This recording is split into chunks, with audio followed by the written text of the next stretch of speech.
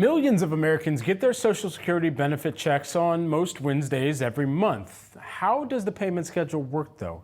Here with more, we've got Yahoo Finance senior columnist Kerry Hannon. Kerry, what do we know on this? Hey, Brad. Yeah, people get a little confused about this, but you figure Social Security Administration has 70 million people they're sending checks out. So they do these in batches based on your birthday. So if your birthday is between the 1st and the 10th of the month, you will get your payment sent on the second Wednesday of the month. If it's between the 11th and the 20th, it's the third Wednesday. And if it's between the 21st and the 31st, it's the fourth Wednesday.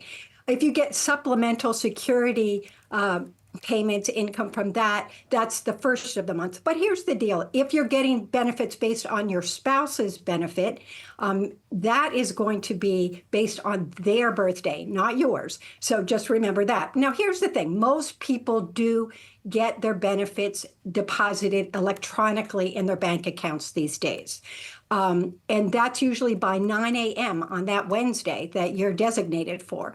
If you do get a paper check, you need to allow for 3 business days for that to get to you. But if you have a problem, Brad, there are things you can do. You should call the 800 number. If it's more than 3 days late, call the 800 number. You can go to your local Social Security office. You can go to your My Social Security account online and see what's happening. I definitely recommend, if you don't do direct deposit, do it. If it's at all possible, that's the safest way to make sure you're paid on time. Make sure the bank has and Social Security has your accurate bank account information and your address. And you can even sign up from alerts from Social Security that they will ding you whenever that payment has been deposited. Kerry, another story that you're following here, credit card debt is getting in the way of saving for many workers nearing retirement. What are you hearing on that front? Yeah, Brad, this has been a problem that's been steadily growing, and it's concerning. Nearly half of those 50 plus are carrying credit card debt from month to month. And this is from a study by AARP.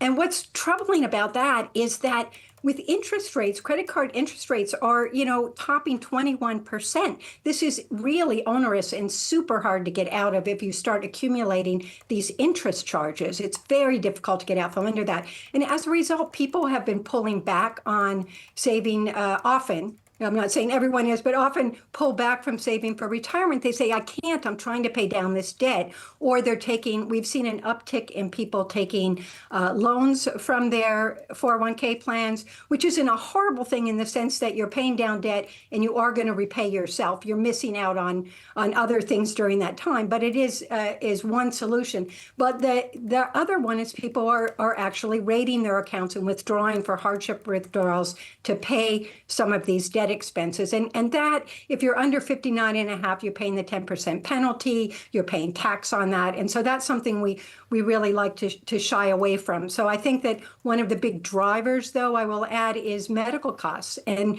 people say it's unexpected expenses that's putting them in this situation.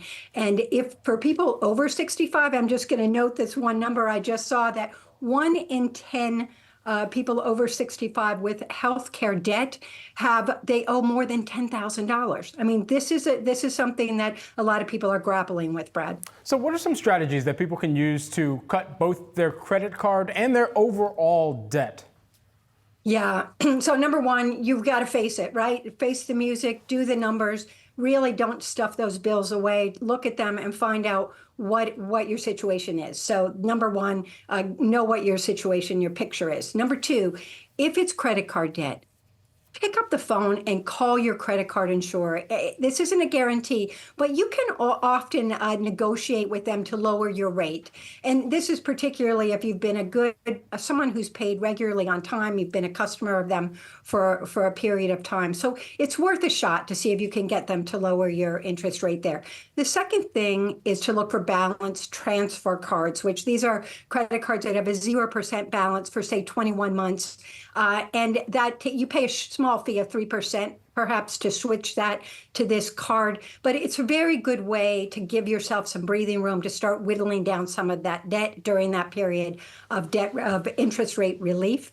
Another thing I encourage people to do automatic payments so you don't miss a payment and you don't pay late. And these cause extra fees and charges. So that's a great way to get control of it. And again, there are two methods to how people like to pay down debt. And one is called the snowball effect, which is, you basically start with your smaller debt and you move up until you get through them. And psychologically, that can be a nice way to feel like you're accomplishing something. The other way is avalanche method, and that's starting with the highest interest rate and whittling down from there. And I personally think that's the best way because you're getting rid of that high interest first, if you can do that. Some other tips are you could get a personal loan from a bank, but again, those can be around 8% to 12%, but you have to have a pretty good credit rating. But that's one way in order to consolidate some of your debts, pull them all together and have a 3-year loan that helps you pay them off. And finally, credit, you can turn to a credit counseling agency, a nonprofit one, to help you in the sense that they will go negotiate with some of those lenders for you. And the Justice Department has a list of some of those they approve, but that's one method. But I think the most important thing is to take control, to face your debt, and try really hard to start tackling it now. Kerry, thanks so much for breaking all this down. Appreciate it.